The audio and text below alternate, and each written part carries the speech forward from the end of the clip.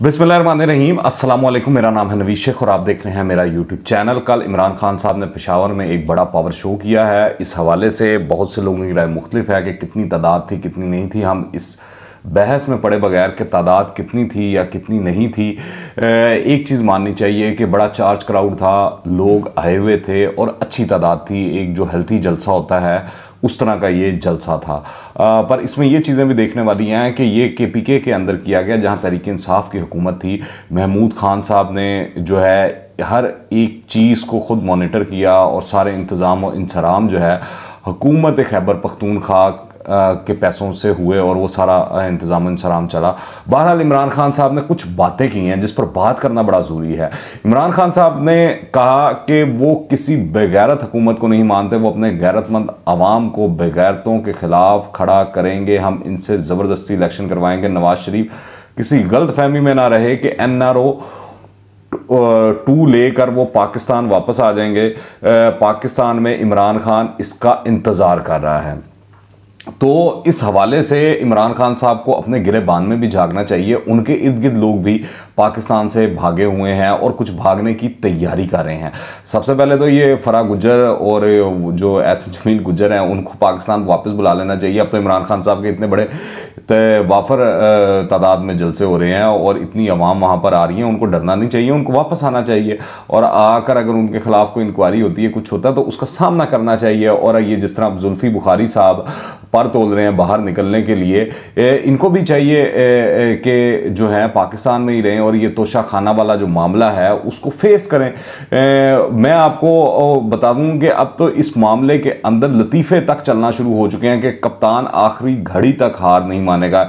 ये जो घड़ी का जिक्र किया जा रहा है वो घड़ी मोहम्मद बिन सलमान वाली है और जिस हार का जिक्र किया जा रहा है वो हार जो है तोशा खाने वाला है। और इसके बाद भी इमरान खान साहब कहते हैं कि वो सादिक और अमीन है।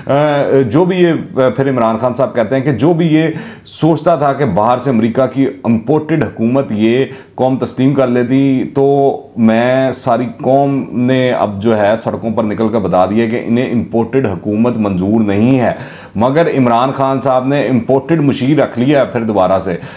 शहबाज गिल साहब जो ग्रीन कार्ड होल्डर हैं उनको चीफ ऑफ स्टाफ लगा लिया अपना, नई मुल्क साहब की जगह के ऊपर शहबाज गिल साहब को, तो उन्होंने ग्रीन कार्ड होल्डर बंदा जो है वो ही सेलेक्ट किया है। दूसरी बात यह है कि इमरान खान साहब इस हुकूमत को माने या ना माने, दुनिया इस हुकूमत को मान रही है, इस मुल्क के इदारे इस हुकूमत को मान रहे हैं, इस मुल्क की कौम जो है वो इस हुकूमत को मान रही है। क्योंकि आप देखें चीन हो, रूस हो, यूरोप हो, मशरिक वस्ता के बरादर इस्लामी ममालिक हो, सऊदी अरब है जिनके अंदर UAE है, दीगर ममालिक हैं, तुर्की हो, वहाँ से शहबाज शरीफ साहब के लिए मुबारकबादें आ रही हैं, वो इनको मान रहे हैं वज़ीर आज़म। अब तो मेरे ख्याल से अमेरिका की तरफ से भी स्टेटमेंट आ गई है, बरतानिया की तरफ से भी स्टेटमेंट आ गई है, भारत की तरफ से भी आ रही है। हर कौन सा ऐसा मुल्क है जहाँ से नहीं आ रही है। शहबाज शरीफ के खिलाफ फिर वो कहते हैं कि 40 अरब रुपए के करप्शन केसेस हैं, हम इनको अपना वज़ीर आज़म नहीं मानेंगे। तो इमरान खान साहब ने 3.5 साल जो हुकूमत की उसके अंदर ये करप्शन केसेस साबित भी करवा देते। नैब उनकी नाक के नीचे था। जिस तरह चेयरमैन नैब को एक वीडियो जारी करके इमरान खान साहब ने काबू किया हुआ था, इससे पहले कोई वज़ीर आज़म चेयरमैन नैब इस तरह काबू नहीं कर सका। तो इमरान खान साहब को चाहिए था कि चेयरमैन नैब के जरिए शहबाज शरीफ को फाइल लगा देते। ब्रॉडशीट के अंदर तो हमने देखा कि इमरान खान साहब समेत शहजाद अकबर समेत पूरी हुकूमत जो है वो बरतानिया में जलील होकर आई है और जुर्माने भरे हैं कौम के टैक्स पेयर के पैसे का। तो ये इमरान खान साहब के वो सारा मामला है। और जिस तरह शहजाद अकबर साहब ने वो मलक रियाज साहब से अलमशहूर जो वो डील वाले मामला हुए, चीज़ें हुई हैं, वो भी इस कौम को पता है। तो ये करप्शन का ढंडोरा मेरे ख्याल से इमरान खान साहब को पीटना बंद कर देना चाहिए और हकायक के ऊपर बातें करनी चाहिए। इस तरह नहीं कि हवा के अंदर इल्ज़ाम लगा दो और उसके बाद शुरू हो जाओ। दरअसल इमरान खान साहब ने वतीरा बना लिया है कि वो इल्ज़ाम दर इल्ज़ाम बगैर किसी सबूत के, बगैर किसी हकीकत के, वो गोबल्स की जो थ्योरी है ना कि इतना झूठ बोलो कि वो सच लगना शुरू हो जाए, इस चीज़ के ऊपर कार फरमा है। फिर मैं आपको बताऊं, इमरान खान ने तहरीक इंसाफ के सोशल मीडिया के कारकुनों के खिलाफ क्रैकडाउन के हवाले से कहा कि पाकिस्तान में 6 करोड़ स्मार्टफोन है, हमारे नौजवानों के मुंह कोई बंद नहीं कर सकता। शहबाज शरीफ हमारे नौजवानों के खिलाफ जो कार्रवाई कर रहे हैं, कान खोल कर सुन लें, जिस दिन हमने कॉल दी तो तुम्हें छुपने की जगह नहीं मिलेगी। अच्छा, अब इस हवाले से सब जानते हैं कि ये कार्रवाई शहबाज शरीफ साहब के कहने के ऊपर नहीं हो रही है, उनकी कॉल के ऊपर नहीं हो रही है, ये कार्रवाई जो है इदारों के कहने के ऊपर हो रही है। फॉर्मेशन कमांडर्स की जो प्रेस रिलीज आई एसपीआर की जानिब से, उसके अंदर कैटेगोरिकली बताया गया, वाज़े अल्फाज में बताया गया कि अदलिया और अफवाज के खिलाफ जो बात होगी उनके ऊपर हाथ डाला जाएगा। और एफआईए इसी सिलसिले के अंदर जो है वो लोगों को पकड़ रही है। अब ये बड़ा ही इन्होंने प्रोपेगेंडा किया हुआ तहरीक इंसाफ वालों ने, और वो झूठ फैलाया हुआ है। हर खबर को ये वो झूठी साबित करना चाह रहे हैं और झूठ को सच साबित करना चाह रहे हैं कि जब इनके लोग पकड़ना शुरू किए गए तो पहले इन्होंने कहा कि जो ये है तहरीक इंसाफ के लोग नहीं पकड़े जा रहे, ये तहरीक के लब्बैक पाकिस्तान के लोग पकड़े जा रहे हैं, टीएलपी के लोगों को धरा जा रहा है। ये वो कंपेन चला रहे थे फौज के खिलाफ, इदारों के खिलाफ।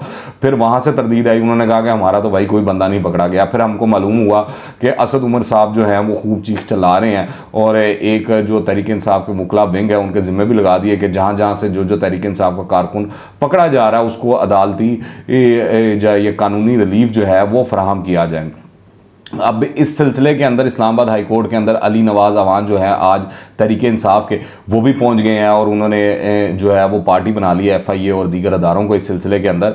तो इससे वाज़ह हो जाता है कि ये तहरीक इंसाफ के लोग जो हैं वो उठाए गए हैं और वो इस तमाम काम के अंदर और इस तमाम चीज़ के अंदर मुलव्विस रहे हैं। फिर आप देखें, क्योंकि ये प्रोपेगेंडा इस लेवल के ऊपर कर रहे हैं, एक तो जो फौज के खिलाफ है, फौज की लीडरशिप है, उसके खिलाफ ट्रेंड्स के साथ साथ अदलिया को ये टारगेट किया हुआ है तहरीक इंसाफ ने, बल्कि यूं कहना चाहिए कि इमरान खान साहब ने पूरी की पूरी रियासत को इस वक्त टारगेट अपना बना लिया है। जिसमें अब आप देखें कि कभी जनरल मिर्जा असलम बेग की फेक ऑडियो जो है अदारों को बदनाम करने के लिए वो वायरल करवाई जाती है तहरीक इंसाफ के अकाउंट से, उनके ट्रोल से, और साबित किया जाता है जैसे फौज के अंदर पता नहीं क्या मामला चल रहे हैं। उसकी फिर तरदीद आती है एसपीआर की जानिब से, जनरल मिर्जा असलम बेग साहब की जानिब से। फिर इसी तरह और भी चीज़ें हैं जो सोशल मीडिया के ज़रिए झूठ और प्रोपेगेंडा करके फैलाई जा रही हैं। जो फ़ौज के अंदरूनी मामलात हैं, जर्नल्स हैं, उनके दरमियान जो है शायद कोई गलत फहमियाँ हो गई हैं, इस तरह की चीज़ें जो हैं वो पोर्ट्रे की जा रही हैं। हालांकि सब जानते हैं कि पाक फ़ौज जो है वो एक डिसिप्लिन के तहत इदारा है और वो ऊपर से लेकर नीचे तक डिसिप्लिन आपका चलता है। अच्छा, अब ये जो है ये सारा प्रोपेगेंडा जो है इमरान साहब कर रहे हैं, और इस सिलसिले में एफआईए ने अब तक 12 मुलजमान को गिरफ्तार कर लिया, जबकि 9 मुलजमान के खिलाफ मुकदमात जो हैं वो दर्ज किए जा चुके हैं। अगर इमरान खान को लगता है कि ये गलत हुआ है तो फिर वो आईनी और कानूनी जंग जाकर अदालतों के अंदर लड़ें। वो तो कहते हैं कि उन्होंने कभी कानून को तोड़ा ही नहीं है। इस सिलसिले में मैं आगे चल के आपको बड़ी उनका बताता हूँ तफसील से, पर पहले मैं आपको ये बताऊँ कि इमरान खान ने न्यूक्लियर प्रोग्राम के तहफ़्फ़ुज़ पर तशवीश का इजहार करते हुए सलामती के इदारों से सवाल पूछा कि तुम्हारा न्यूक्लियर प्रोग्राम उन लोगों के हाथों में कैसे महफूज है? तुम इन चोरों के हाथों में हमारी सालमियत दे रही हो, क्या तुम्हें खौफ नहीं आता, खौफ खुदा नहीं आता?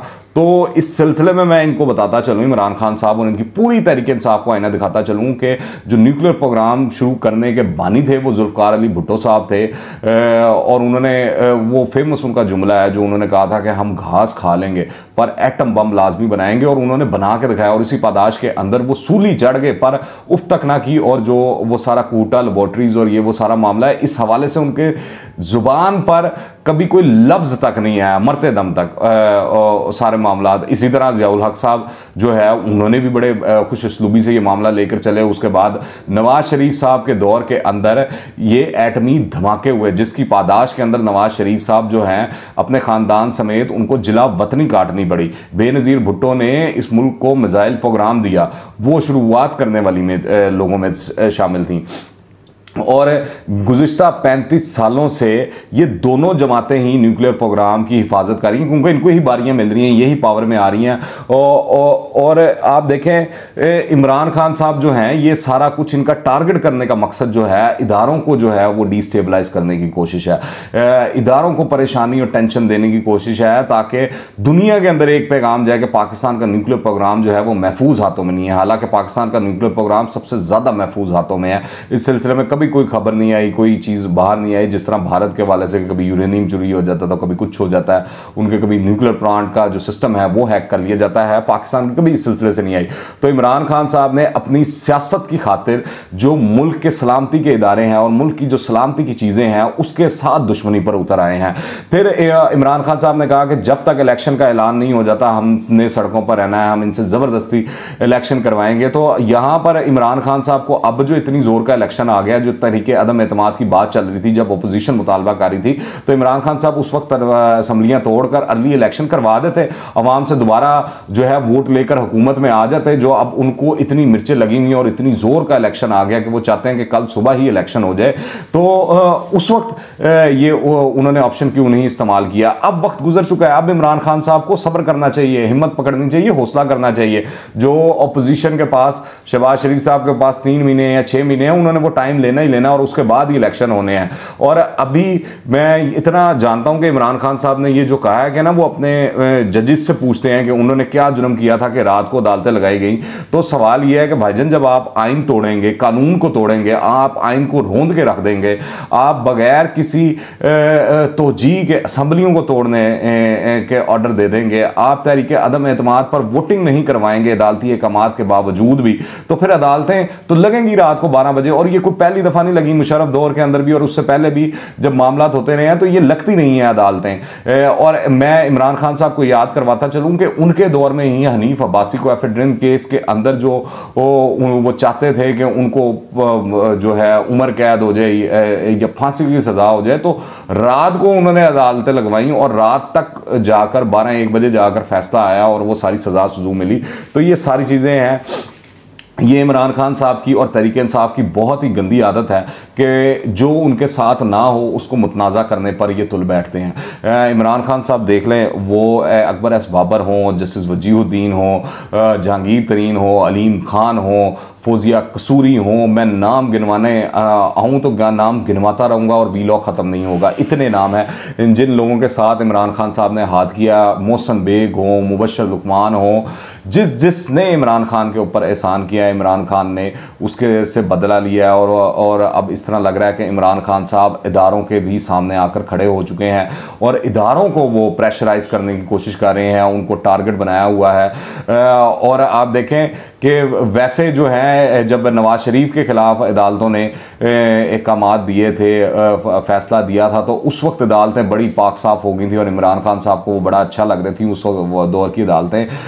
अब जो है अदालतें इमरान खान साहब को बुरा लगना शुरू हो चुकी हैं क्योंकि अदालतें उनकी मन मर्जी के फैसले नहीं दे रही हैं। और इसी तरह इदारे भी इमरान खान साहब की मदद नहीं कर रहे, तो इसलिए इदारे भी इमरान खान साहब को बुरे लगना शुरू हो चुके हैं। अपोजिशन तो है ही उनका टारगेट नंबर 1, पर ये जो सोच है ये एक फाशिस्ट शख्स की सोच हो सकती है, नज़रियात हामिल जमात जो है उसकी सोच हो सकती है, किसी आम सियासी जमात की नहीं हो सकती। और मैं आपको बताऊं कि फिर इमरान खान साहब ने झूठ बोला सफ़ेद के, मुझे ये कौम 45 साल से जानती है, मैंने कभी कानून नहीं तोड़ा। हालांकि पीटीवी हमला केस सबको याद है, किस तरह इमरान खान साहब ने कानून को रोंद के रख डाला। और इसके अलावा भी बेतहाशा और सैकड़ों मिसालें हैं जब इमरान खान साहब ने आइन और कानून की कोई परवाह नहीं की। सबसे बड़ी मिसाल तो यह है कि इमरान खान साहब ने आइन से गद्दारी की, आइन को तोड़ा। इमरान खान इसने इस बार बड़ी गलती कर दी है और इदारों समेत हर किसी से पंगा ले लिया, जिसका खमियाजा मेरे ख्याल से इनको आने वाले दिनों में जल्द ही भुगतना पड़ेगा। और साफ दिखाई दे रहा आने वाले दिन इस सिलसिले में बहुत अहम है, क्योंकि इमरान खान अपनी सियासत की खातिर लोगों की इज्जतें उछालने और हर तरह के घिनौने खेल खेलने का सिलसिला जारी रखे हुए हैं। ये जो सियासत में तशद्दुद और नफरत का बीज इमरान खान बो रहे हैं, इसका रिजल्ट भी जल्द मिलना शुरू हो जाएगा। अभी तो कप्तान हमले कर रहे हैं, देखना यह है कि जब मुखालिफ सिमत से हमले होंगे तो इमरान खान साहब बिहेव करेंगे कि नहीं करेंगे। आप इस हवाले से क्या राय रखते हैं नीचे कमेंट्स में लाजमी बताइएगा। दुआ में याद रखें। अंटिल द नेक्स्ट टाइम, अल्लाह हाफिज़।